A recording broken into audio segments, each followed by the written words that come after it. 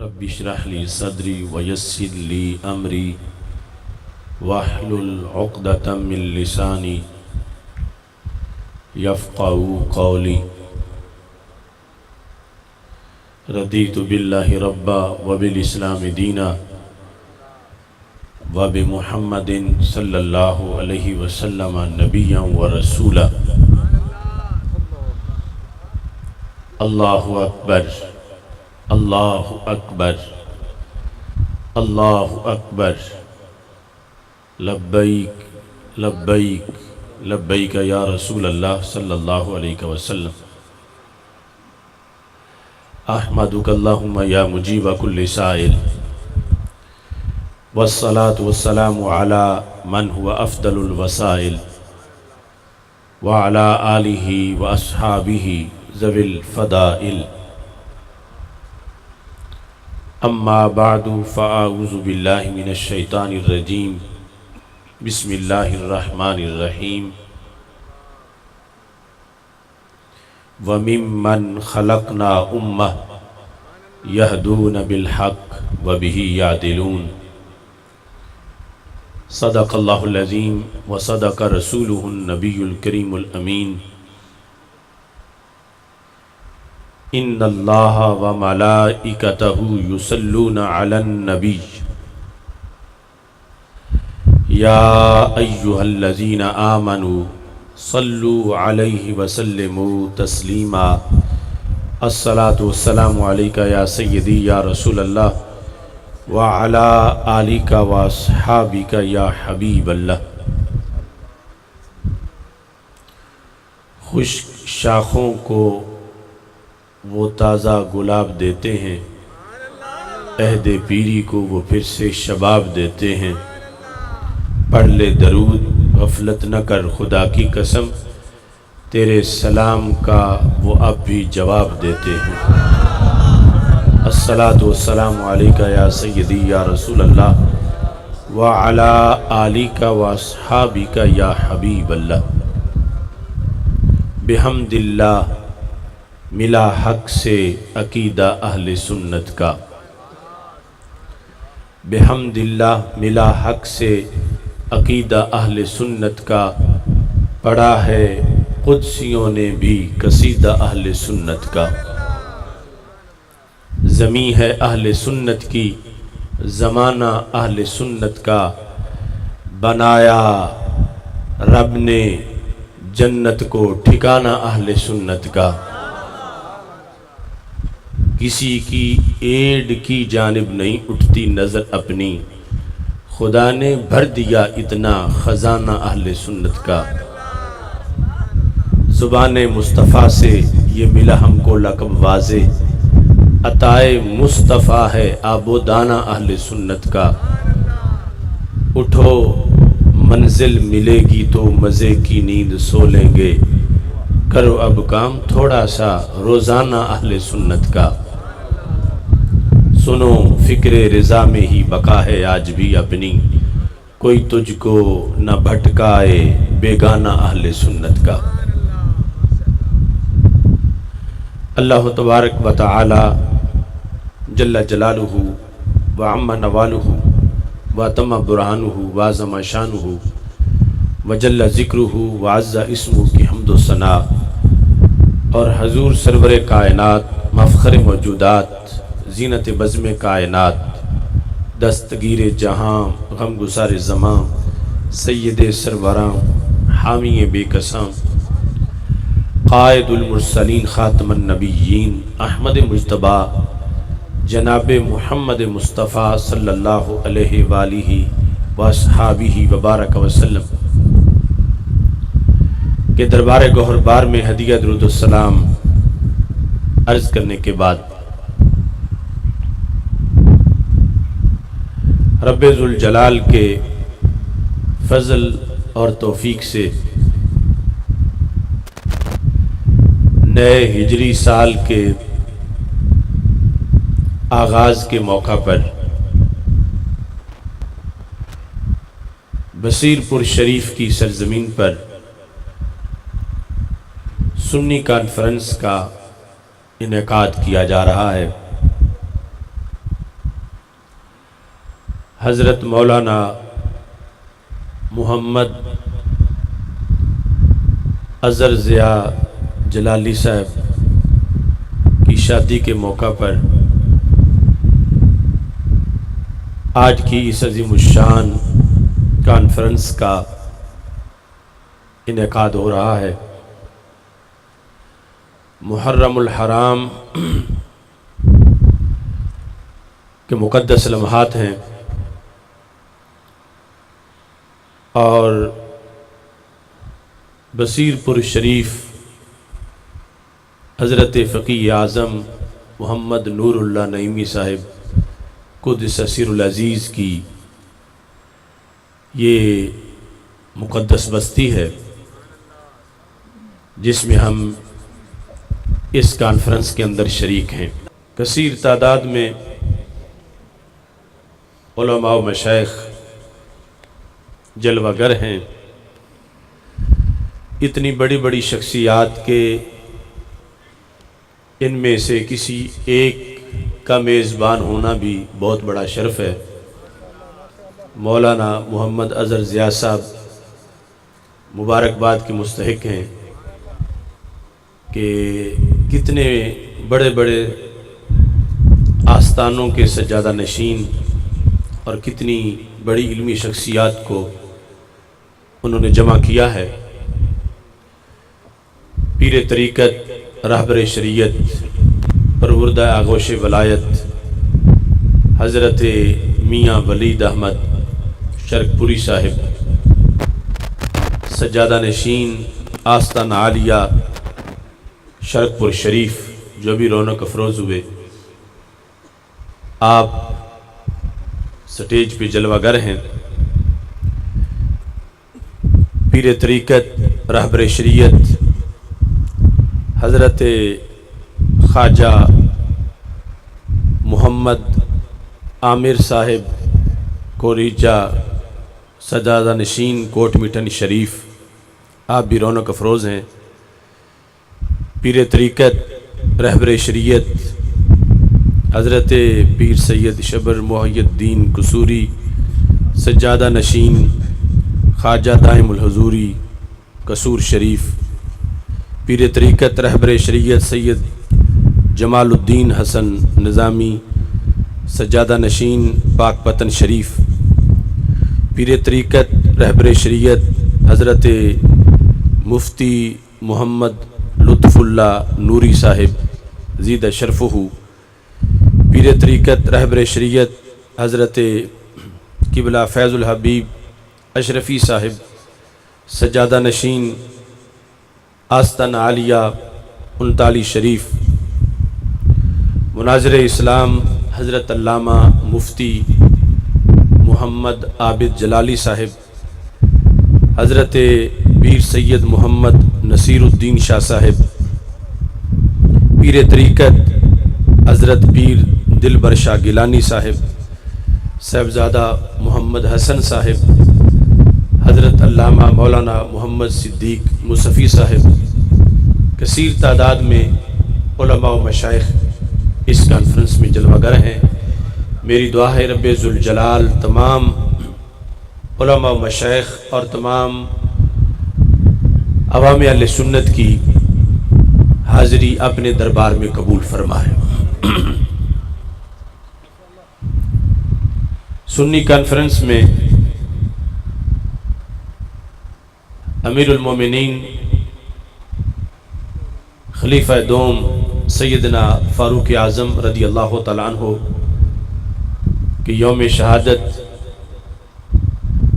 اور نواسہ رسول صلی اللہ علیہ وسلم جگر گوشہ بطول امام عالی مقام حضرت سیدنا امام حسین رضی اللہ تعالیٰ عنہ اور دیگر شہداء کربلا کی شہادت کے لحاظ سے آج کی سنی کانفرنس کا انعقاد کیا جا رہا ہے۔ اہل سنت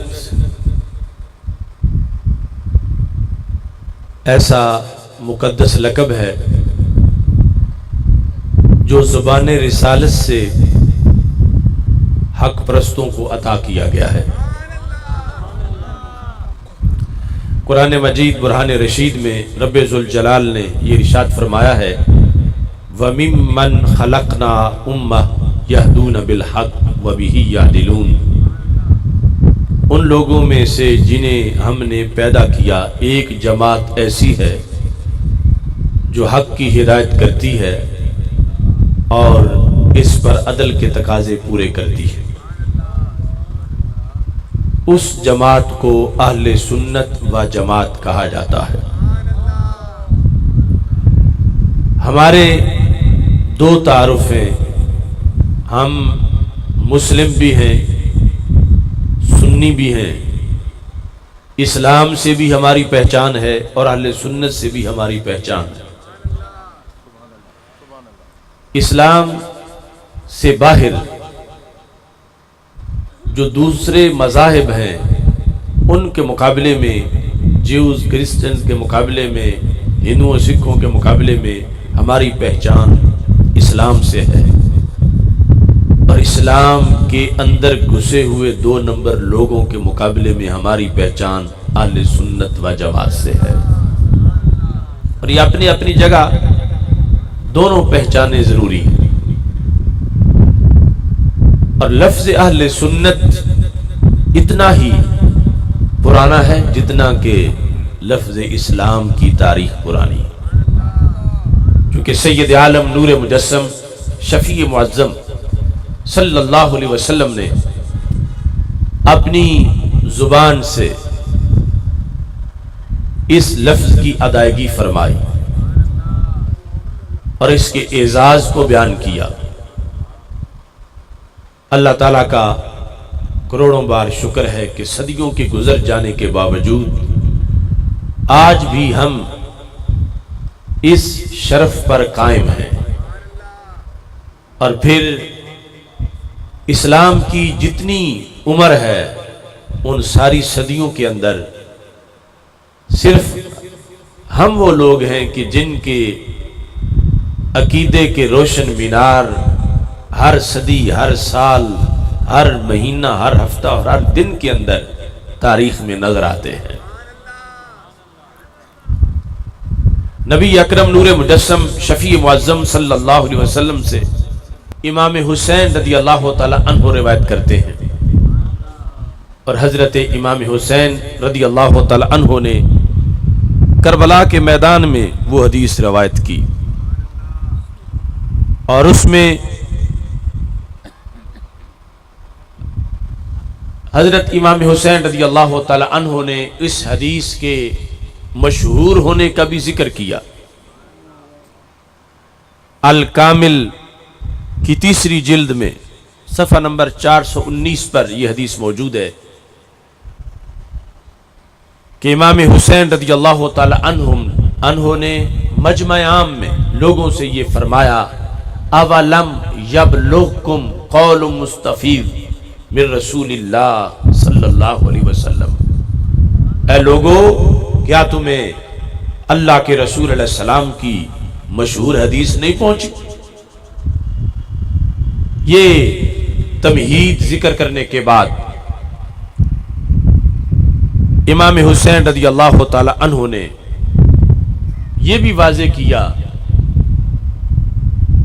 اگرچہ صحابی سرکار سے سنے اور میں صحابہ سے سن کے بیان کروں تو سند تو وہ بھی بڑی مضبوط ہے، لیکن لوگوں یہ وہ حدیث ہے جو میں نے اپنے کانوں سے سنی ہے سرکار دو عالم صلی اللہ علیہ وسلم کی زبان سے، کہ سرکار نے ان رسول اللہ صلی اللہ علیہ وسلم قال لی ولی اخی، اللہ کے رسول علیہ السلام نے مجھے فرمایا تھا اور میرے بھائی جان امام حسن رضی اللہ تعالی عنہ کو فرمایا تھا۔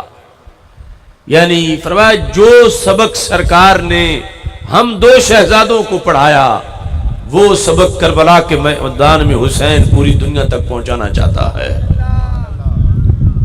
یہ ساری گفتگو اگلی بات کی اہمیت کے لیے تھی کہ غور سے سننا اور پھر اسے سنانا، اور یہ حضرت امام حسین رضی اللہ تعالی عنہ کا وہ خطبہ جو حدیث رسول اللہ صلی اللہ علیہ وسلم پر مشتمل تھا، کربلا کی دھرتی سے چلا اور چلتے چلتے آج پوری دنیا کے کونے کونے تک پہنچ چکا ہے۔ اس حدیث شریف کا آدھا حصہ اکثر لوگ جانتے ہیں، دوسرا آدھا حصہ اس وقت ہماری گفتگو کا موضوع ہے اور ہماری کانفرنس کا عنوان ہے کہ امام حسین رضی اللہ تعالی عنہ نے فرمایا کہ مجھے اللہ کے رسول صلی اللہ علیہ وسلم نے یہ بات بتائی، اور میرے بھائی جان امام حسن رضی اللہ تعالی عنہ کو کیا بات؟ انتما سیدا شباب اہل الجنہ وقرۃ عین اہل السنہ۔ انتما اے حسن حسین، تم دونوں سیدا شباب اہل الجنہ، تم شباب اہل جنت، جنتی جوانوں کے سردار ہو، وقرۃ عین اہل السنہ، اور تم اہل سنت کی آنکھوں کی ٹھنڈک ہو۔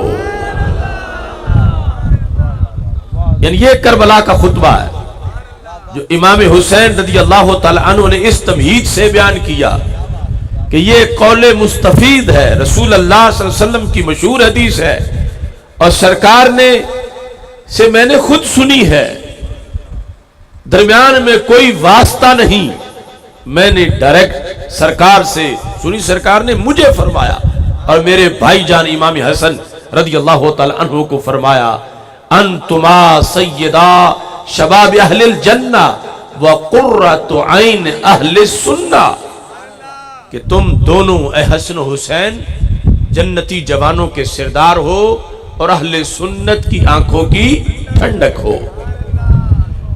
پہلا حصہ وہ بھی ہمارا ایمان ہے کہ یہ دونوں شہزادے کتنی اونچی شان رکھتے ہیں کہ جنتی جوانوں کی سرداری ان کو دی گئی ہے، اور دوسرے حصے سے جو مسائل حل ہوتے ہیں ان میں سب سے پہلی بات یہ ہے کہ میرا تیرا لقب اہل سنت یہ زبان رسالت سے نکلا ہے۔ یعنی کچھ لوگ یہ سمجھتے ہیں کہ شاید جس طرح دیگر فرقہ واریت یا فرقہ وارانہ نام یا ٹائٹل ہے، شاید اہل سنت بھی اس طرح کی کوئی صورتحال ہے۔ تو میں آپ کے سامنے خطبہ کربلا اور حدیث رسول صلی اللہ علیہ وسلم باحوالہ ابن الاسیر جزری کی الکامل کی تیسری جلد سے پیش کرتے ہوئے یہ واضح کرنا چاہتا ہوں کہ اہل سنت کسی فرقہ واریت کا نام نہیں ہے، اہل سنت وہ ٹائٹل ہے جو زبان رسالت نے حق پرستوں کو عطا فرمایا۔ نعرہ تکبیر، نعرہ رسالت، نعرہ رسالت، نعرہ تحقیق۔ تو جس زبان نے ہمیں اسلام عطا کیا اسی زبان نے اہل سنت کا نام عطا کیا، اور اہل سنت کے لحاظ سے پھر یہ چیز ہم سب کو ذہن میں رکھنی چاہیے کہ اگر ہمیں ہمارے پیر کو لقب دیں تو ہم لوگوں کو بتائیں کہ میرے پیر نے مجھے یہ لقب دیا، یا کہیں پیروں کے پیر نے یہ لقب دیا،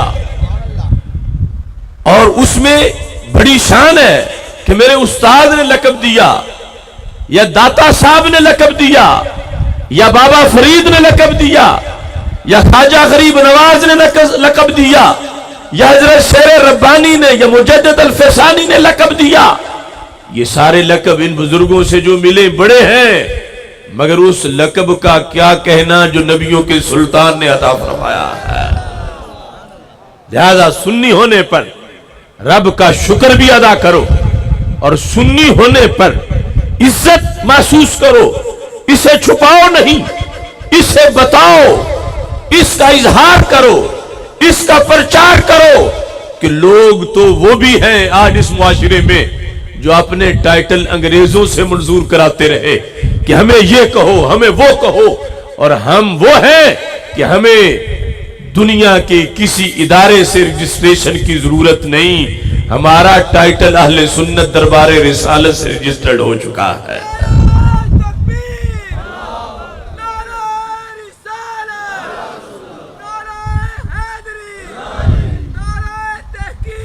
یہی وجہ ہے اگرچہ اس ٹائٹل پر تشریحات صحابہ سے لے کر امام اعظم ابو حنیفہ سے لے کر امت کی ساری صدیوں کے اندر موجود ہیں، لیکن بالخصوص حضرت مجدد الفسانی رحمت اللہ علیہ نے مکتوبات شریف میں حضرت خواجہ عبید اللہ احرار رضی اللہ تعالی عنہ کے حوالے سے لکھا۔ اب دیکھو حضرت مجدد صاحب جس ذات کا حوالہ دے وہ کتنی بڑی ذات ہے، تو حضرت خواجہ عبید اللہ احرار ان کا حوالہ دے کر مجدد صاحب لکھتے ہیں کہ اگر جمی احوال و مواجید را برما جمع کنند و حقیقت مارا باقیدہ اہل سنت متحلہ نہ سازن جز خرابی ہیچ نمی دانم و اگر جمی خرابی ہارا برما جمع کنند و حقیقت مارا باقیدہ اہل سنت متحلہ سازن باقی ندارم۔ حضرت خواجہ عبید اللہ احرار فرماتے ہیں کہ اگر لوگ میرا تعارف کرواتے وقت میری کرامتیں بیان کریں، سلوک میں میرے مرتبے بیان کریں، طریقت میں میری شانیں بیان کریں، مجھے غوث کہے، مجھے قطب کہے، ابدال کہے، مگر مجھے سنی نہ کہے، جز خرابی ہیچ نمی دانم، میں سمجھوں گا خرابی کے سوا کچھ نہیں ہوا۔ میرے احوال و مواجید تو بیان ہوئے، مجھے غوث قطب تو کہا گیا، مگر مجھے سنی نہیں کہا گیا، تو میں سمجھوں گا کہ میرا تعارف نہیں ہوا بلکہ خرابی ہوئی ہے۔ اگر جمی خرابی ہارا برما جمع کنند، مجھ میں اگرچہ کوئی خرابی نہیں لیکن بیان کرنے والا ہر عیب میری طرف منسوب کرتا ہے کہ عبید اللہ احرار میں یہ بھی خرابی ہے، یہ بھی خرابی ہے، معاذ اللہ یہ بھی خرابی ہے، وہ حسد اور بغض کی بنیاد پر عیب میری طرف منسوب کرتا جاتا ہے، لیکن آخر میں یہ کہتا ہے عبید اللہ احرار سنی پکا ہے، تو کہتے ہیں باقی ندارم، میں سمجھوں گا میرے تعارف کا حق ادا ہو گیا ہے۔ دیکھو یعنی اتنی بڑی شان، اور یہ ولیوں نے اس کو کتنا لازم سمجھا۔ ارے اگر داتا صاحب کی پہچان اہل سنت کے لفظ کے بغیر نہ ہو تو تیری میری کیسی ہو سکتی ہے؟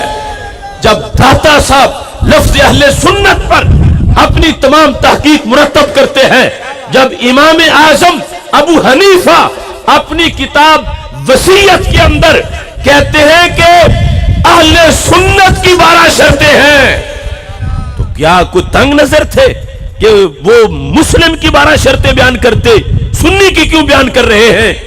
تو پتہ چلا جو صحابہ نے شرف سمجھا تھا تابعین نے بھی وہی شرف سمجھا تھا، اور وہی ولیوں نے شرف سمجھا ہے، وہی داتا خواجہ اور بابا نے شرف سمجھا ہے، اور آج بھی اہل سنت کا غلبہ تب ہی ہو سکتا ہے کہ جو پہچان صحابہ سے چل کے آئی ہے، ہم گلی گلی وہ پہچان کرائیں گے۔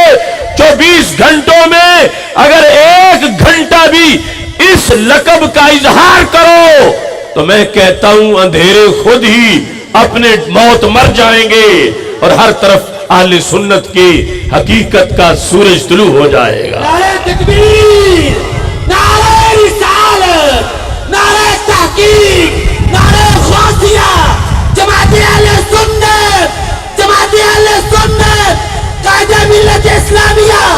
اب دیکھیے ہمارے آقا صلی اللہ علیہ وسلم نے جو بیان کیا، اور امام حسین رضی اللہ تعالیٰ عنہ نے دلیل کے طور پر اس کا آگے ذکر کیا، اس سے یہ بات واضح ہوئی، اگرچہ اور احادیث میں بھی لفظ اہل سنت ہے، مگر اس خطبہ کربلا کے اندر امام حسین رضی اللہ تعالیٰ عنہ نے نبی اکرم نور مجسم شفیع معظم صلی اللہ علیہ وسلم کی نسبت سے جو اس کو بیان کیا، اس سے پھر اگلا مسئلہ بھی حل ہوتا ہے کہ جب اہل سنت کی شان ظاہر ہوئی، ہر کسی نے کہا پھر میں اہل سنت بن جاتا ہوں۔ اس ستھری چادر کے اندر بڑے بڑے داغ نما داغ بھی چھپنے لگے، یہاں تک کہ اپنے اس زمانے میں بھی ہم نے بڑی بڑی دہشت گرد اور شاہ تنظیموں کو اہل سنت و جماعت کا ٹائٹل لگا کر اپنے جرم چھپانے کی کوشش کرتے دیکھا. تو میرے آقا علیہ السلام تو تاجدار ختم نبوت ہیں، قیامت تک کی ہر گھڑی کی خبر رکھتے ہیں. تو سرکار نے پھر سنی ہونے کے ڈاکومنٹس بھی بیان کر دیے کہ ایسا نہیں کہ جس کی مرضی ہو وہ سنی کہلوائے.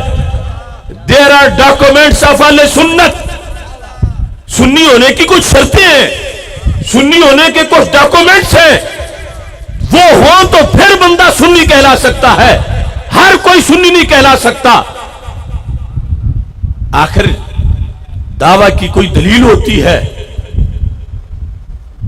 درخت اپنے پھل سے پہچانا جاتا ہے، درخت اپنے پھول سے پہچانا جاتا ہے، درخت اپنے بیج سے پہچانا جاتا ہے.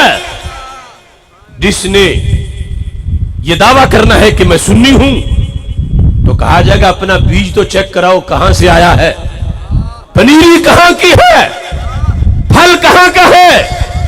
ارے کیکروں کو، کانٹے داروں کو سنی نہیں کہا جاتا.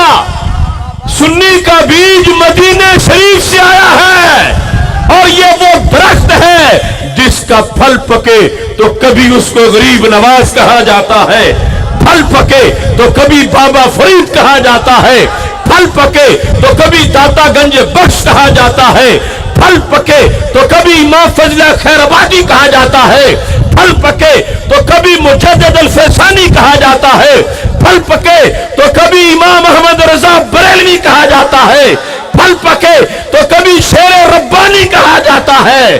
لہذا ہر کوئی دعویٰ نہیں کر سکتا. اگر دعویٰ کرنا ہے تو پھر پھل بھی دکھانا پڑے گا.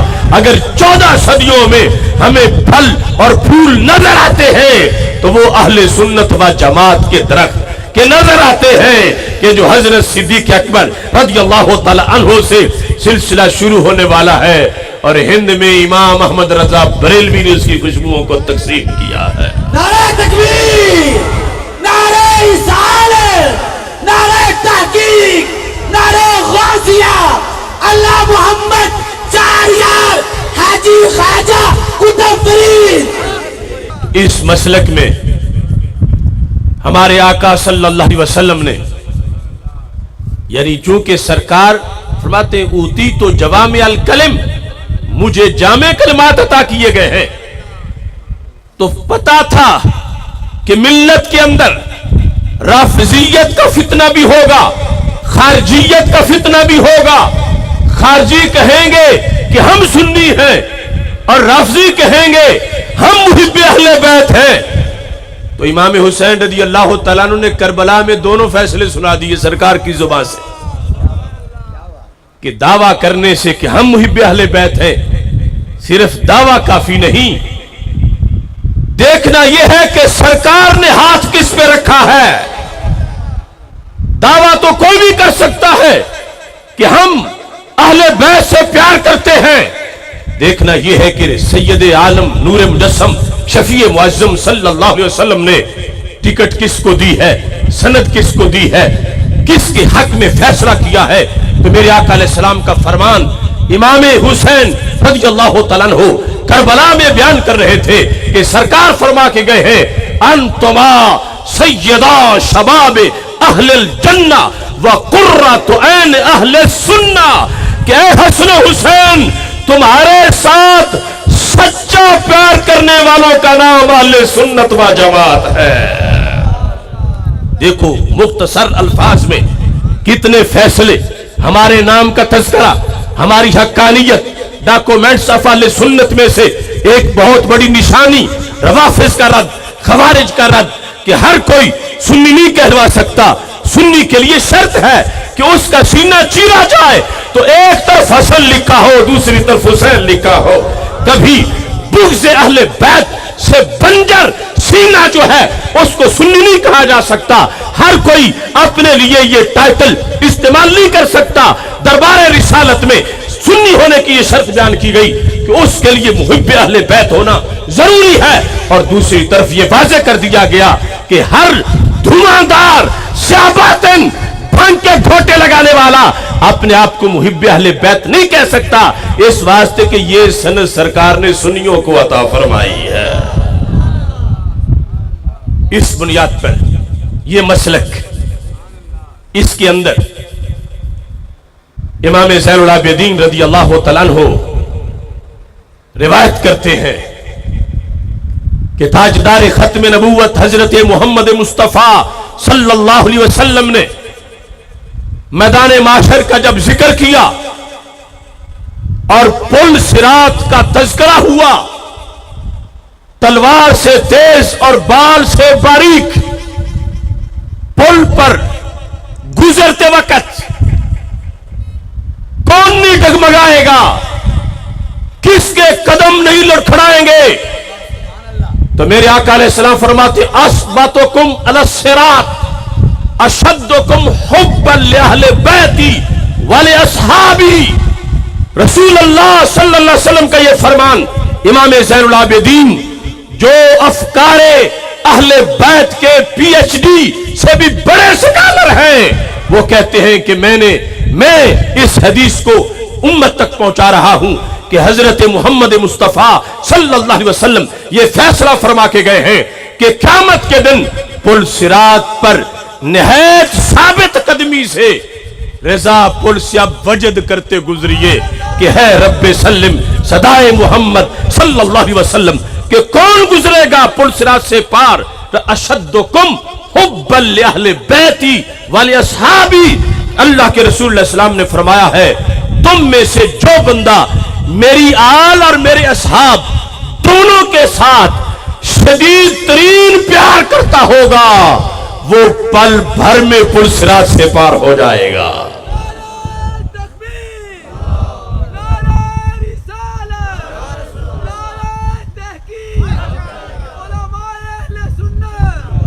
इस वास्ते मुजद्दिद दीन मिल्लत इमाम अहले सुन्नत हजरत इमाम अहमद रजा खान फाजले बरेलवी रहमतुल्लाह अलैह मुस्तनद में फरमाते हैं, लैसा हुब्बु सहाबाति लिज़वातिहिम वला हुब्बु अहलिल बैत लिअनफुसिहिम बल हुब्बुहुम कुल्लुहुम जमीअन लिवसलतिहिम बिरसूलिल्लाह सल्लल्लाहु अलैहि वसल्लम। ये जुमले कूजे में दरिया ही नहीं समुंदर बंद कर दिया है। आला हजरत ने फरमाया आल की मोहब्बत भी लाजिम, असहाब की मोहब्बत भी लाजिम, और ये मोहब्बतें सच्ची पाई तब जाती हैं जब इकट्ठी पाई जाएं। क्यों? फरमाया ना आल की मोहब्बत अपनी है ना असहाब की मोहब्बत अपनी है, यानी उनकी ज़वात की वजह से नहीं। लैसा हुब्बु सहाबाति लिज़वातिहिम, सहाबा की मोहब्बत उनकी ज़वात की वजह से नहीं है। वला हुब्बु अहलिल बैत लिअनफुसिहिम, और अहले बैत अतहार की मोहब्बत उनके अनफुस और ज़वात की वजह से नहीं है। किस वजह से है? बल हुब्बुहुम कुल्लुहुम जमीअन लिवसलतिहिम बिरसूलिल्लाह सल्लल्लाहु अलैहि वसल्लम। सहाबा की मोहब्बत भी शरीयत में इसलिए लाजिम है कि वो सरकार के सहाबा है, और आल की मोहब्बत भी इसलिए लाजिम है कि वो सरकार की आल है। लिहाजा जब वजह मोहब्बत एक है, सरकार की जात, कि हमने तो सरकार की जात को सलाम करना है, और सरकार की वजह से फिर सरकार की आल का भी अदब करना है, सरकार के असहाब का भी अदब करना है। इस वास्ते ये दोनों मोहब्बतें जब भी सच्ची पाई जाएंगी तो इकट्ठी पाई जाएंगी, ये जुदा नहीं होगी, क्योंकि इन दोनों मोहब्बतों को यकजा कर दिया है ज़ाते रसूल सल्लल्लाहु अलैहि वसल्लम। इस बुनियाद पर नबी अकरम नूर मुजस्सम शफी मुअज़्ज़म सल्लल्लाहु अलैहि वसल्लम ने अहले बैत अतहार अलैहिम रिदवान की मोहब्बत को इस अंदाज में बयान किया। मुस्तदरक लिल हाकिम की जिल्द नंबर 4 में मौजूद है। फरमाया फलौ अन्न रजुलन सफन बैन रुकन वल मकाम, अगर एक बंदा रुकन और मकाम के दरमियान डेरा लगा ले। रुकन वल मकाम, मकाम से मुराद है मकाम इब्राहिम, और रुकन से मुराद है हजर अस्वद। सारी जिंदगी वहां गुजारे, और ये हदीस इसलिए भी बड़ी जरूरी है, جو آج نجدیت کی کالی بلا کی لوگوں کو سمجھ نہیں آتی، کہتے ہیں کہ جب کعبے کے متولی وہ بنے ہوئے ہیں اور حکومت ان کے پاس ہے تو پھر وہ برحق ہے تو تب ہی ہے۔ تو اس حدیث کو ذہن میں رکھو کہ ایک بندہ ان کے محلات تو دور دور ہے، اس نے زندگی ہی رکن اور مقام کے درمیان گزار دی ہے۔ صافانہ کا مطلب ہوتا ہے جب ایک پاؤں اٹھا کر دوسرے پاؤں پر بوجھ ڈال کے، یعنی 3 پر گھوڑا کھڑا ہو جاتا ہے، مطلب یہ کہ یوں وہاں وہ کھڑا ہے، آگے پیچھے جاتا ہی نہیں، رکن اور مقام کے درمیان۔ تو کتنی انوار و تجلیات برس رہی ہیں کعبے پر، اور یہ بندہ ساتھ کھڑا ہے۔ وہاں بچپن گزرا، وہاں جوانی گزری، وہاں بڑھاپا گزرا، دن رات وہاں رہا، لیکن اور صرف رہا ہی نہیں، عبادتیں بھی کی۔ فصلى وصام، اس نے نمازیں پڑھی، وہاں اس نے روزے رکھے۔ ثم لقي اللہ، پھر مر گیا۔ وَهُوَ مُبْغِضٌ لِأَهْلِ بَيْتِ محمد صلی اللہ علیہ وسلم، مرا اس حالت میں ہے کہ دل میں بغض اہل بیت تھا، ہے مسجد حرام کے اندر، ہے کعبے کے دروازے کے سامنے، ہے حجر اسود اور مقام ابراہیم کے درمیان، ڈیرا اس نے لگایا، نمازیں وہاں پڑھی، روزے وہاں رکھے، مگر دل میں بغض اہل بیت تھا۔ سرکار فرماتے ہیں داخل النار، پھر بھی جہنم میں جائے گا۔ یعنی ساری زندگی وہ رہا ہی مسجد حرام میں ہے اور کعبے کے ساتھ رہا ہے، حجر اسود اور مقام ابراہیم کے درمیان مصلی بچھا کے بیٹھا رہا ہے، وہاں نمازیں پڑھی ہیں، وہاں ہی روزے رکھے ہیں۔ یعنی یہ نہیں کہ صرف رہا وہاں اور نمازیں نہیں پڑھی اور سویا رہا ہے اور غفلت کی ہے، روزے بھی رکھے، نمازیں بھی پڑھی، اور انوار و تجلیات روزانہ ہزارہا برستے ہیں کعبہ پر، اور یہ ان انوار میں بیٹھا ہوا ہے۔ لیکن جب دل میں بغض آل محمد علیہ السلام ہے تو اتنا قرب کعبہ بھی اسے فائدہ نہیں دے سکے گا۔ داخل النار، نہ نماز کا فائدہ، نہ روزے کا فائدہ، نہ وہاں پر مسجد حرام اور مقام ابراہیم اور حجر اسود کے درمیان رہنے کا فائدہ، اس کو کسی چیز کا بھی فائدہ نہیں ہوگا، کیونکہ اس کے دل میں بغض آل محمد علیہ السلام ہے۔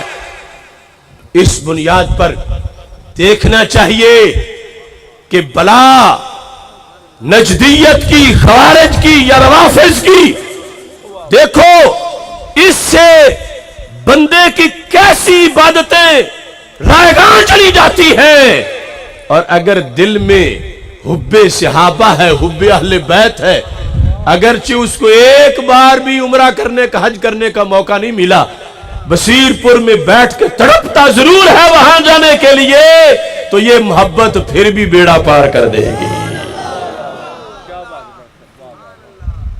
اس کا اہل سنت ہونا، اس کا سنی عقیدہ، چونکہ میرے آقا علیہ السلام کا یہ فرمان ہے در منصور میں، اذا کان یوم القیامہ زفت الکعبۃ البیت الحرام الی قبری، فرمایا جب حشر بپا ہوگا کعبہ بھی مدینے کی راہوں پہ پڑا ہوگا۔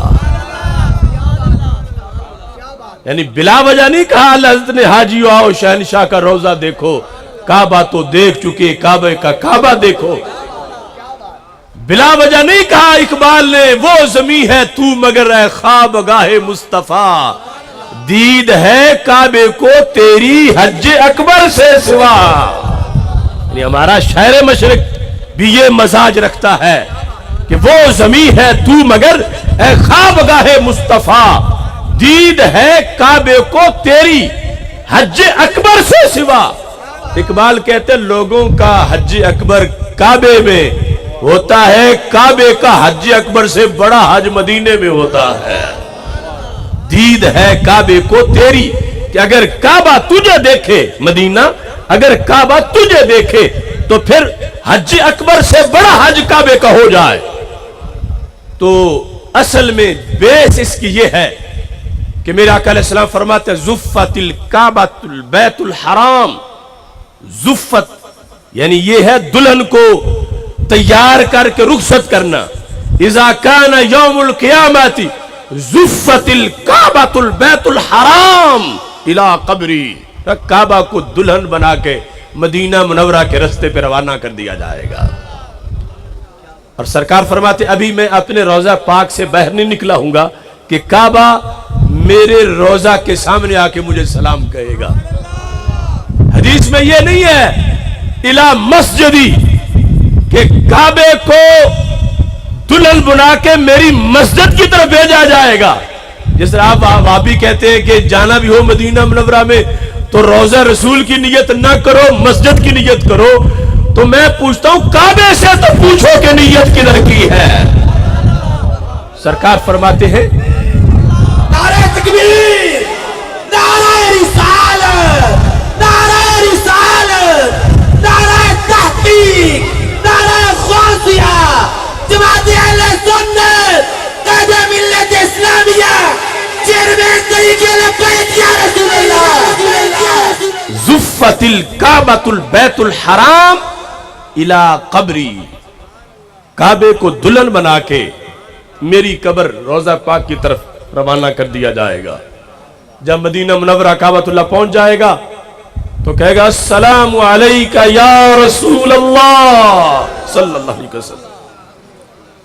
یعنی ابھی یہ دوران یہی ہے کہ سرکار روضہ سے باہر نہیں نکلے، آج یہ لفظ یا مٹاتے ہیں تو کعبہ تو اس عقیدے پر ہے اور ہم اس عقیدے پہ جس پہ کعبہ ہے، ہم بدعتی نہیں، ہم تو کعبی ہیں، کعبے کے عقیدے والے، کہ یا کے ساتھ کعبہ سرکار کو سلام کرے گا۔ ایک حدیث میں یا محمد صلی اللہ علیہ وسلم کہے گا، ایک میں یا رسول اللہ صلی اللہ علیہ وسلم کہے گا۔ تو میرے آقا علیہ السلام کہیں گے وعلیک السلام یا بیت اللہ، بیت اللہ تجھے بھی سلام ہو۔ بتا میں جب دنیا سے آ گیا تو پھر میری امت کا پیچھے کیا حال رہا۔ اب یہ نہیں کہ کوئی کہے کہ سرکار کعبے سے پوچھیں گے تو پتہ چلے گا، کہ یہ دنیا میں صحابہ کو خود ہی تو بتا کے گئے ہیں کہ میں کعبے سے یہ کہوں گا، کعبہ آگے سے یہ کہے گا۔ تو جن کو دنیا میں پتا ہے ان کو آخرت میں بھی پتا۔ سرکار پوچھیں گے بتا میری امت کا کیا حال رہا۔ اب یہ میں صرف اس لیے پیش کر رہا ہوں اگر بد عقیدہ ہے، رافضی ہے، خارجی ہے، وہ کعبے کے اندر بھی رہا تو اسے کچھ نہ ملا، اور اگر سنی ہے، اگر زندگی بھر نہ جا سکا لیکن تڑپا ہے یاد میں، پھر بھی بیڑا پار ہو جائے گا۔ میرے آقا علیہ السلام فرماتے ہیں کعبہ جواب دے گا من اتانی فانا اکفیہ وَأَكُونُ لَهُ شَفِيًّا، یا رسول اللہ صلی اللہ علیہ وسلم آپ کی ساری امت کا بیڑا پار ہے۔ کیوں کہ آپ کی امت کی دو قسمیں ہیں، ایک وہ لوگ ہیں جو عمرہ کرنے آئے، جو حج کرنے آئے، جنہوں نے میرا طواف کیا، ایک وہ ہے جو تڑپتے رہے آ نہیں سکے۔ تو پھر دونوں ہی پاس ہیں، من اتانی فانا اکفیہ واکون لہ شفیعا، جو میرے پاس آیا اس کے لیے میں کافی ہوں۔ یہ کعبہ گارنٹی دے رہا ہے میں کافی ہوں، واکون لہ شفیعا، اس کا ہاتھ پکڑ کے میں جنت لے جاؤں گا۔ جس نے عمرہ کیا، جس نے حج کیا، میرا طواف کیا، اس کے لیے میں کافی ہوں۔ ومن لم یأتنی فانت تکفیہ وتکون لہ شفیعا، اے نبی میرے کافی ہونے کے لیے تو آنا شرط ہے، آپ ان کے بھی کافی ہیں جو گھر بیٹھے ہوئے ہیں۔ من لم یاتنی، جو نہیں آ سکے، نہ حج کیا نہ عمرہ کیا، عقیدہ ان کا صحیح تھا، وہ گھر بیٹھے رہے، انت تکفی ہے، پیغمبر آپ ان کے لیے کافی ہیں، وتکون لہ شفیعا، اور ان کی سفارش کر کے آپ ان کو جنت میں لے جائیں گے۔ اب جائے گا تو وہ جو سرکار کو کافی مانتا ہے، اور جس کے نزدیک سرکار کو کافی کہنا ہی شرک ہو، وہ تو دونوں قسموں میں نہیں آئے گا. ادھر کعبہ بھی کافی ہے اور سرکار بھی کافی ہے. کعبہ تب کافی ہے جب کسی نے جا کے طواف کیا, اور سرکار گھر بیٹھے عاشقوں کے لیے بھی کافی ہے. من لم یاتنی فانت تکفیہ وتکون لہ شفیعا. اس بنیاد پر یہ مسلک اہل سنت و جماعت ہے کہ جس کے اندر نبی اکرم نور مجسم شفیع معظم صلی اللہ علیہ وسلم نے ہمیں یہ دونوں محبتیں لازم کر دیں, آل کی محبت بھی اور اصحاب کی محبت بھی. یہ آل کی محبت کی حدیث تم نے سنی, اور اصحاب کے لحاظ سے نبی اکرم نور مجسم شفیع معظم صلی اللہ علیہ وسلم کا فرمان اسی مستدرک میں موجود ہے. میں ایک ہی کتاب سے دونوں کے حوالے پیش کر رہا ہوں. یہ مستدرک للحاکم میں صفحہ نمبر 833 پر فرمان ہے رسول اللہ صلی اللہ علیہ وسلم کا. سرکار ارشاد فرماتے ہیں ان اللہ تبارک و تعالی اختارانی. توجہ سے سننا, سرکار فرماتے ہیں رب نے مجھے اپنے لیے چن لیا, مجھے پسند کیا, میں رب کی چوائس ہوں. ان اللہ تبارک و تعالی اختارانی, رب نے اپنے لیے مجھے چنا. واختار لی اصحابا, اور رب نے میرے لیے میرے صحابہ کو چنا. الفاظ کتنے عظیم ہیں. صحابہ کو اگر ہمارے نبی علیہ السلام خود چنتے اپنے لیے تو پھر بھی امتی کا حق تو نہیں تھا کہ سرکار جسے چنے اور یہ بک بک کرے. پھر بھی جو کسی صحابی پہ تنقید کرتا دائرہ اسلام سے نکل جاتا.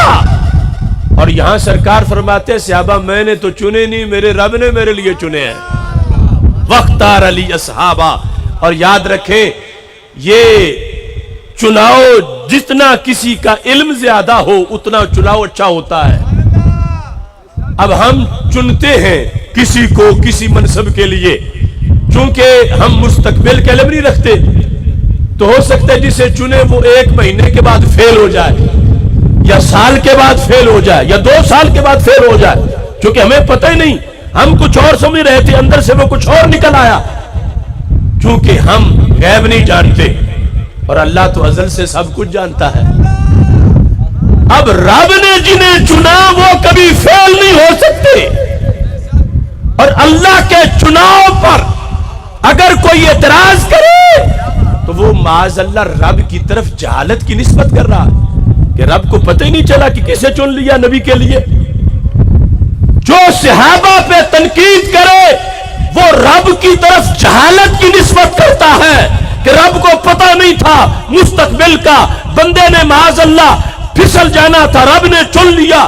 تو اس واسطے یہ یاد رکھو آج جو کچھ لوگوں کے ہاں فیشن بن گیا ہے صحابہ پہ تنقید کرنا, یہ چھوٹا جرم نہیں, یہ بہت بڑا جرم ہے. جو آل پہ تنقید کرے یا صحاب پہ تنقید کرے وہ رب پہ تنقید کر رہا ہے, اس واسطے کہ آل کا چناؤ بھی رب ذوالجلال کی طرف سے ہے اور اصحاب کا چناؤ بھی رب ذوالجلال کی طرف سے ہے.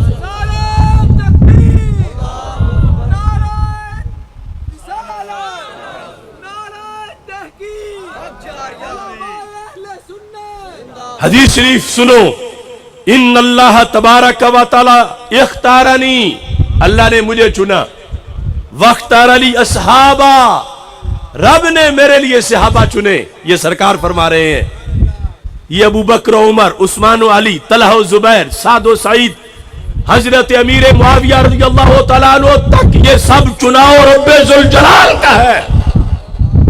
تو پھر سرکار فرماتے ہیں فجعل لی منہم وزراء, کچھ وہ ہیں جنہیں 1 بار چنا, کچھ وہ ہیں جنہیں رب نے 2 بار چنا, کچھ وہ ہیں جنہیں رب نے 3 بار چنا. سرکار فرماتے ہیں سب سے پہلے چن کے تو نے میرا صحابہ بنایا, پھر دوسری بار چنا فجعل لی منہم وزراء, ان میں سے رب نے چن کے میرے وزیر بنایا. یہ دوسرا انتخاب. وانصارا, رب نے چن کے میرے مددگار بنائے. واسہارا, رب نے چن کے میرے سسرال بنائے. رب نے چن کے ان میں سے میرے داماد بنائے. تو یہ کتنی بار انتخاب ہے خلفائے راشدین کے لیے، چاروں کے لیے، بحیثیت صحابی انتخاب، بحیثیت مددگار انتخاب، بحیثیت وزیر انتخاب، بحیثیت سسرال یا داماد انتخاب. 4 بار چن لیا رب ذوالجلال نے ان کو. تو سرکار فرماتے ہیں فمن سبہم، ان میں سے رب نے جسے ایک بار بھی چن لیا، باقی کا تو مزید زیادہ ادب ہے، جنہیں رب نے چن کے میرا صحابی بنایا ہے. فمن سبہم، جس شخص نے ان میں سے کسی ایک کو گالی دے دی، فعلیہ لعنت اللہ، اس پر اللہ کی لعنت. یعنی صحابہ پہ تنقید اور گالی دینا. سرکار نے پہلے عظمت بیان کی، چونکہ آپ غیب کے علم رکھتے اللہ کی عطا سے، تو پتا تھا کہ ایسی قوم آئے گی. فمن سبہم، اے ٹو زیڈ صحابہ میں سے کسی ایک کو بھی جس نے گالی دی، وہ نبی جو سارے جہانوں کے لیے رحمت ہے. آخر کتنا تنگ ہو کہ انہوں نے یہ لفظ بولا کہ وہ بندہ کتنا بڑا مجرم ہے کہ جو ان میں سے کسی کو گالی دیتا ہے. فعلیہ لعنت اللہ، اس پر اللہ کی لعنت، والملائکہ، فرشتوں کی لعنت، والناس اجمعین، سارے لوگوں کی لعنت. لوگ فیشن سمجھتے کہ کوئی آل کے بارے میں بھونکنا شروع کر دیتا ہے، کوئی اصحاب کے بارے میں بھونکنا شروع کر دیتا ہے. اہل سنت یہ ہے کہ انہیں آل کی محبت سے بھی سرور آتا ہے، اصحاب کی محبت سے بھی سرور آتا ہے. نبی اکرم نور مجسم شفیع معظم صلی اللہ علیہ وسلم فرمایا صرف یہ لعنت والی سزا نہیں ہے، اور سزا بھی ہے.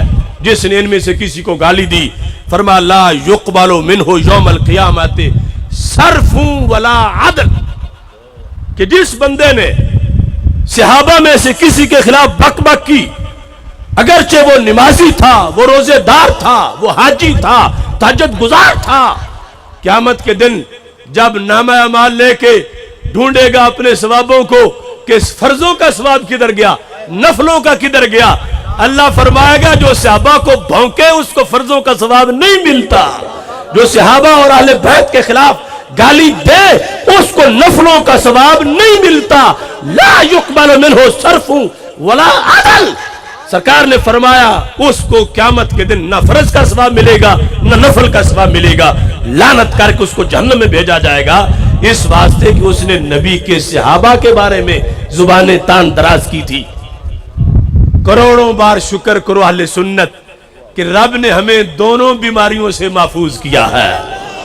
وہ رافضیوں کو جو بیماری ہے، وہ خارجیوں کو جو بیماری ہے، اہل سنت دونوں بیماریوں سے پاک ہے. کیونکہ میرے آقا علیہ الصلوۃ والسلام نے پلرز آف لو بیان کیے. ایک پلرز آف اسلام اور پلرز آف لو ان اسلام. اسلام میں ارکان محبت کیسے؟ فرمایا احب اللہ، اے قیامت تک کہ میرے غلاموں رب سے پیار کرو. یہ پہلا محبت ہے، پہلی احب اللہ، اللہ سے پیار کرو. کیوں؟ لما یغزوکم بہ من النعم، روزانہ تمہیں کھلاتا پلاتا ہے، کم از کم یہی ذہن میں رکھو، اللہ سے پیار کرو، اللہ سے پیار کرو. اور یہ بات بڑی لمبی ہے، میں اس وضاحت میں نہیں جاتا. اس کا یہ مطلب نہیں کہ صرف یہ زبان سے کہو مجھے اللہ سے پیار ہے، مجھے اللہ سے پیار ہے. نہیں، اللہ سے پیار کا مطلب یہ ہے کہ اللہ کی شریعت سے پیار کرو، اللہ کے محبوبوں سے پیار کرو. اللہ سے پیار کا مطلب یہ ہے کہ اللہ کی غیرت کا خیال کرو. حضرت سعد رضی اللہ تعالیٰ عنہ کی غیرت کا تذکرہ ہو رہا تھا کہ وہ بڑے غیرت والے ہیں. سرکار نے فرمایا انا اغیر منہ، میں سعد سے بڑا غیرت والا ہوں. واللہ اغیر منی، میرا رب مجھ سے بھی بڑا غیرت والا ہے. جب لفظ غیرت بولا گیا تو صحابہ حیران ہو گئے کہ غیرت تو رشتوں کی وجہ سے ہوتی ہے اور رب رشتوں سے پاک ہے، تو اللہ کی غیرت کیا ہے؟ تو سرکار نے فرمایا من اجل ذالک حرم الفواحش، اللہ کی غیرت یہ ہے کہ بندہ میرا ہے تو شیطان کے ڈیرے پہ کیوں جا بیٹھتا ہے. یہ اللہ کی غیرت ہے کہ اس نے فحاشی کو حرام کر دیا. رب کہتا ہے کہ میرے بندے کی آنکھ ستھری رہے، یہ غیر محرم کو نہ دیکھے۔ رب کہتا ہے میرے بندے کا کردار ستھرا رہے۔ تو جو بندہ فحاشی کرتا ہے، بے حیائی کرتا ہے، یہ اللہ کی غیرت پر حملہ کرتا ہے۔ اور یہ تو درمیان میں چھتری ہے سرکار کی رحمت کی، ورنہ کب کے بندر اور خنزیر بن چکے ہوتے۔ تو سرکار نے فرمایا شرم کرو، اللہ کی غیرت پہ حملہ کوئی نہ کرے، اللہ سے پیار کرو کہ جو جیسے وہ خوش ہوتا ہے وہ کام کیا کرو۔ پھر صرف یہ سبق نہیں، دیکھنا اہل سنت کیا ہے، فرمایا احبونی، مجھ سے بھی پیار کرو۔ احبونی، دعوت اہل سنت کتنی جامع ہے، اور ہم اس پر 14 صدیوں کے گزر جانے کے باوجود آج بھی قائم ہے۔ احبونی، مجھ سے بھی پیار کرو۔ کس وجہ سے پیار کرو؟ فرما سکتے تھے لِأَنَّنِي رَسُولُكُمْ، چونکہ میں تمہارا رسول ہوں، مجھ سے پیار کرو۔ ہزار ہاتھ دلیلیں ہو سکتی تھیں، لیکن سرکار نے دلیل کیا دی؟ احبونی لحب اللہ، مجھ سے اس لیے پیار کرو تمہارا رب بھی مجھ سے پیار کرتا ہے۔ احبونی لحب اللہ، یعنی مطلب یہ ہے تمہاری وہ اللہ کی محبت کا دعویٰ مانا تب جائے گا جب مجھ سے پیار کرو گے۔ احبونی لحب اللہ، اللہ والی محبت وہ تمہیں مجبور کرے گی کہ جس سے پیار ہوتا ہے اس کے حبیب سے بھی پیار ہوتا ہے۔ احبونی لحب اللہ، اللہ کی وجہ سے، اللہ کی وجہ سے مجھ سے پیار کرو۔ اور یہاں ایک بہت بڑے مسئلے کا حل ہو گیا۔ آج جب ان نجدیوں کو کوئی جواب نہیں ملتا ہماری کسی دلیل کا، تو کہتے ہیں یہ سنی نبی کی پارٹی ہے، ہم اللہ کی پارٹی ہیں۔ تو سرکار نے مسئلہ حل کر دیا، فرمایا جو نبی کی پارٹی ہو وہی اللہ کی پارٹی بھی ہوتا ہے۔ احبونی لحب اللہ، میرے ساتھ پیار اللہ کی وجہ سے کرو کہ تمہارا اللہ بھی مجھ سے پیار کرتا ہے، تو تم اس لیے تب مانی جائے گی وہ محبت جب تم میرے ساتھ پیار کرو گے۔ اور یہاں بات نہیں رکی، احب اہل بیتی، میرے اہل بیت سے بھی پیار کرو۔ اب حدیث سنتے جانا اور اپنا سینہ چیک کرتے جانا، کسی میں ایک محبت 3 سے فارغ، کسی میں 2 باقی 2 سے فارغ، کسی میں 3 تو چوتھی سے فارغ۔ یہ چاروں محبتیں بیک وقت جس سینے میں ہو وہ سنی کا سینہ کہلاتا ہے، اور 1-2 علیحدہ پائی جائے تو سچی ہوتی نہیں، اکٹھی پائی جاتی ہے۔ احب اہل بیتی، میرے اہل بیت سے بھی پیار کرو۔ یہ کس لیے ہے؟ فرمایا احب اہل بیتی لحبی، میری آل سے پیار تم نے میری وجہ سے کرنا ہے، تم نے مجھے دیکھنا ہے۔ احب اہل بیتی لحبی، میری آل سے میری وجہ سے پیار کرو۔ اللہ اللہ فی اصحابی، میرے صحابہ کے بارے میں رب سے ڈرتے رہنا۔ لا تتخذوہم غرضا من بعدی، انہیں میرے بعد نشانہ نہ بنا لینا۔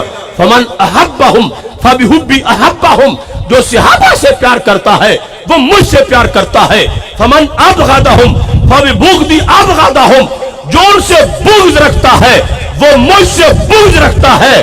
رب کعبہ کی قسم، 14 صدیوں سے زائد وقت گزر گیا، آج بھی یہ پاک پتن شریف کے دیش کا سنی، اگرچہ اس نے یہ حدیث پہلی بار سنی ہو، لیکن اس کا مطلب ماں نے دودھ میں ہی پلا دیا ہے۔ نعرہ تکبیر، نعرہ رسالت، نعرہ رسالت، نعرہ تحقیق، نعرہ غازیہ۔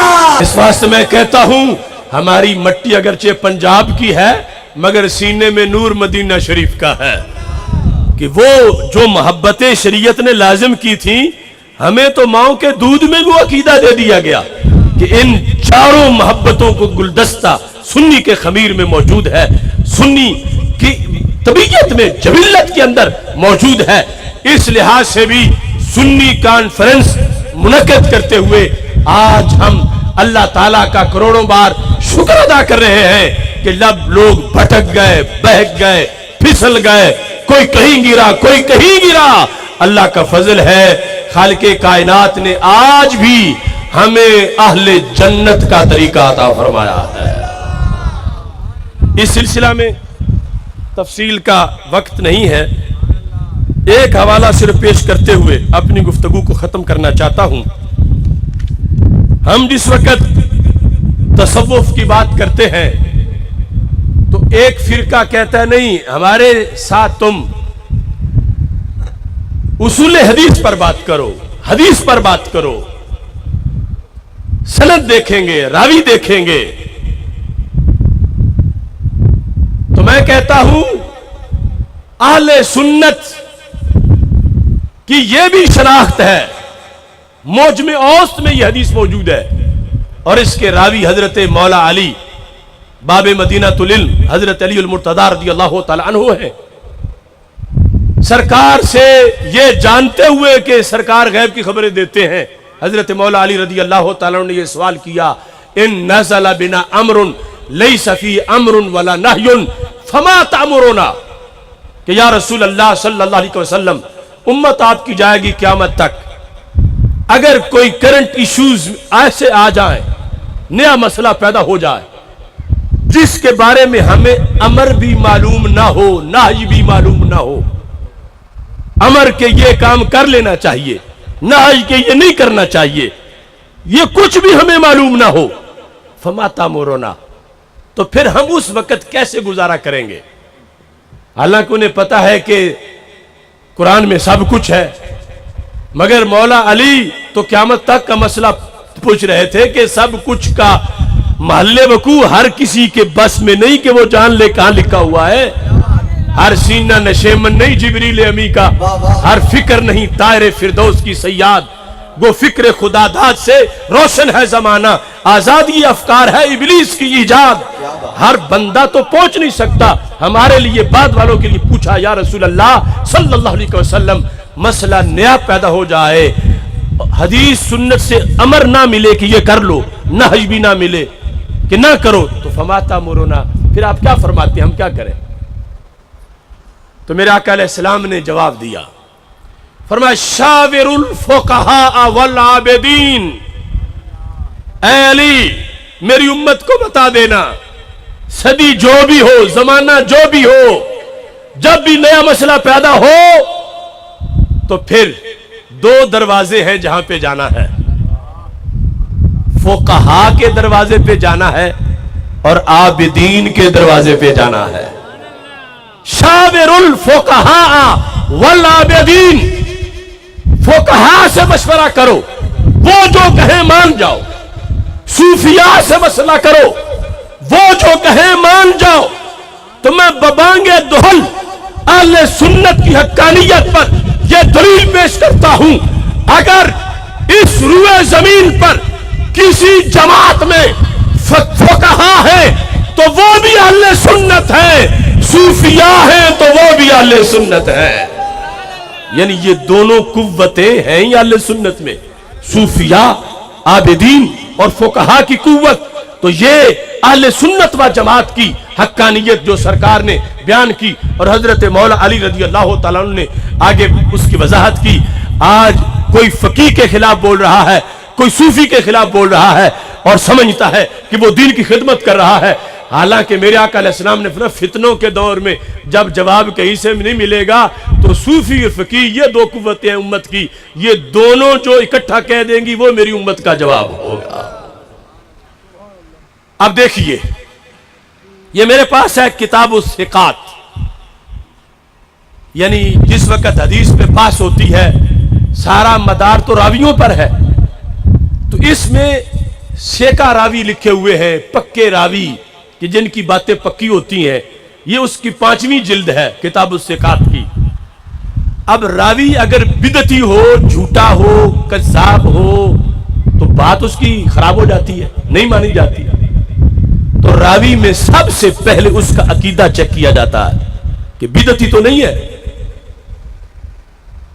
تو یہ جو صحاح ستہ ہے، بخاری کے استاد، مسلم کے استاد، ترمذی کے استاد، میں پورے دعوے سے کہہ رہا ہوں یہ سارے اماموں کے استاد سارے کے سارے اس عقیدے پر تھے جس کی وضاحت امام احمد رضا بریلوی نے کی ہے۔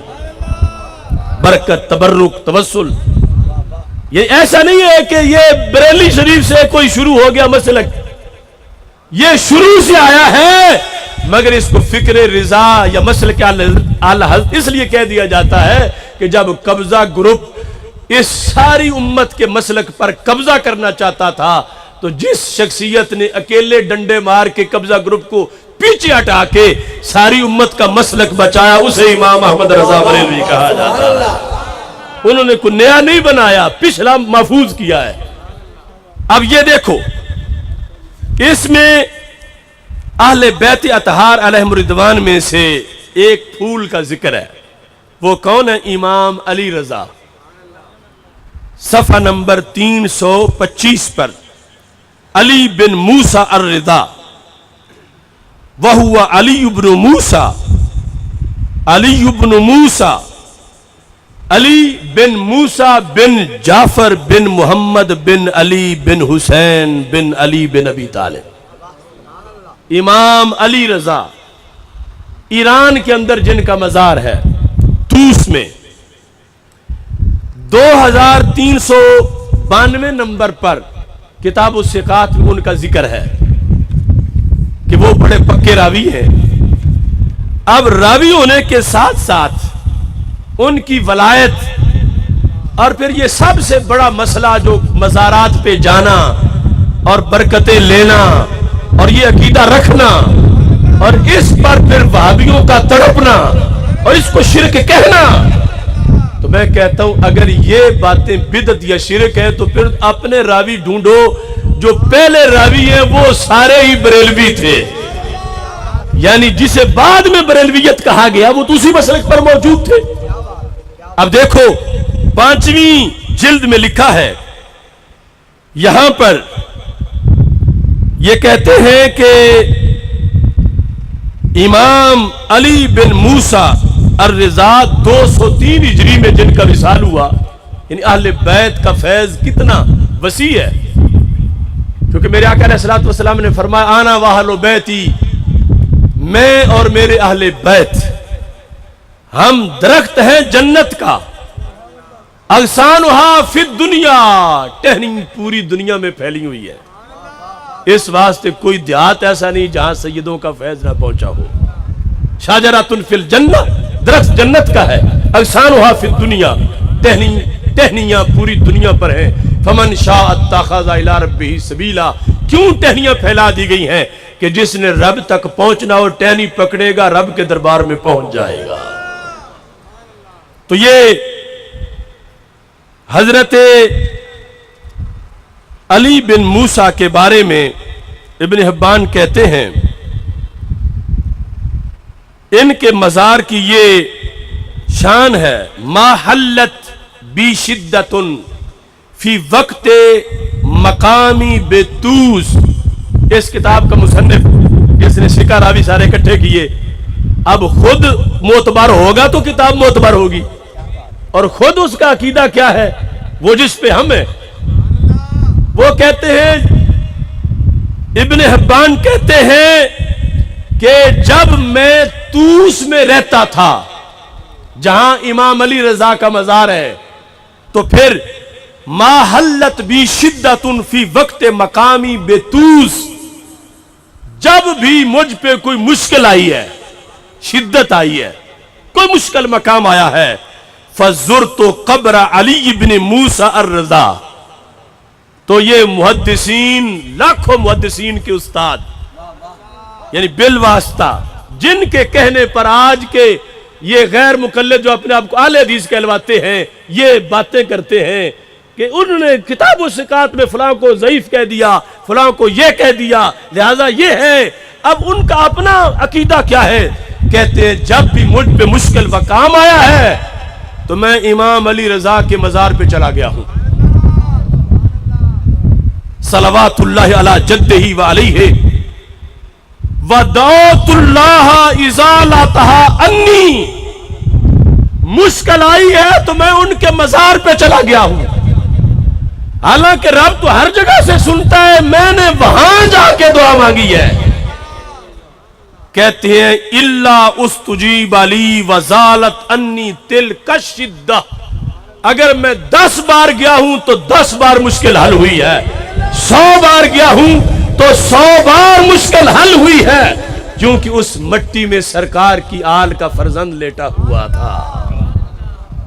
یہ صوفی نہیں، محدث بھی اسی مذہب پہ ہے، اسی مسلک اہل سنت پہ ہے۔ شدت کے وقت جاتے ہیں مزار پر، وہاں جا کے دعائیں مانگتے ہیں اور کہتے ہیں وَهَذَا شَيْءٌ جَرَّبْتُهُ مِرَارًا فَوَجَدْتُهُ كَذَلِكَ، کہتے ہیں پہلے کچھ بار جب ایسا ہوا تو پھر میں نے اس کا بار بار تجربہ کیا، جربتہ، میں نے تجربہ کیا کہ مشکل آئی ہے تو چلو امام علی رضا رحمت اللہ علیہ کی قبر پہ مشکل آئی ہے تو میں فوراً پہنچا ہوں، میں نے وہاں جا کے دعا مانگی ہے، جب بھی گیا ہوں میری مشکل حل ہو گئی ہے۔ تو یہ اہل سنت و جماعت کا چمکتا دمکتا عقیدہ ہے۔ ہم نے اپنی دکان میں، اپنی فیکٹری میں، اپنے کھیت میں، اپنے کھلیان میں اپنے سنی عقیدے کا اظہار کرنا ہے، یعنی دلیلیں تو بعد کی بات ہے، صرف اتنا پہلے کہ اپنا بتاؤ کہ میں سنی ہوں، جھجک محسوس نہ کرو۔ رشتہ داروں میں بیٹھے ہوئے، اپنے سفر میں، بس میں بیٹھے ہوئے، چھپے وہ جو کانا ہو، اور ہمارا تو رابطہ دربار رسالت سے ہے، اور ہر صدی میں ہمارے نمائندے ہیں، اور اتنے بڑے بڑے کہ ان کے گھٹنوں تک بھی کوئی نہیں پہنچتا۔ اب جس زمانے میں داتا صاحب رائے راجو کو جوتے مار رہے تھے، یہ ٹولہ اپنا کوئی مؤذن دکھائے، بڑا نہیں تو بونا سائی دکھا دے، یا جنہیں توحید کی تقریریں یاد آئی ہے ان سے پوچھو جب خواجہ غریب نواز توحید پڑھا رہے تھے تمہارا کون تھا خطیب؟ جب مجدد الفسانی اکبر کی نام نہاد روشن خیالی کو لگام دے رہے تھے تمہارا کون مؤذن تھا؟ یہ تو پوری تاریخ ہی ہماری ہے، یہ پورا سلسلہ نسب ہی ہمارا ہے۔ اس واسطے سینہ تان کر اپنے سنی ہونے کا اعلان کرو، سنی ہونے کا اظہار کرو، اور کسی مقام پر دنیا کے کسی کونے میں اگر کہیں تمہیں دلیل کی ضرورت پڑ گئی تو انشاءاللہ سر کے بل چل کے بھی دلیل کا جھنڈا بلند کرتے رہیں گے۔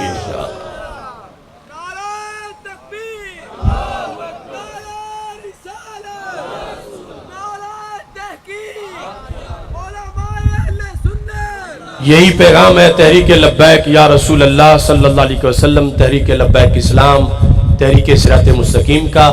میں ہدیہ تبریک پیش کرتا ہوں مولانا اظہر ضیاء جلالی صاحب کو کہ شادی کے موقع پر لوگ بھنگڑے ڈانس پتہ نہیں کیا کرتے ہیں، اور انہوں نے بڑے اچھے طریقے سے ایک علمی دسترخوان سجایا ہے، جیسے ویسے ولیمہ کیا ہے، ساتھ فکری دسترخوان، علمی دسترخوان، اور پھر بالخصوص اتنے مشائخ چمکتے چہرے سٹیج پر موجود ہیں۔ اللہ تعالیٰ ان مشائخ کا سایہ بھی سلامت رکھے، خالق کائنات جل جلالہ اہل سنت و جماعت کو غلبہ عطا فرمائے، اور اللہ تعالیٰ شہدائے کربلا رضی اللہ تعالیٰ عنہ کے مزارات پر کروڑوں رحمتیں نازل فرمائے۔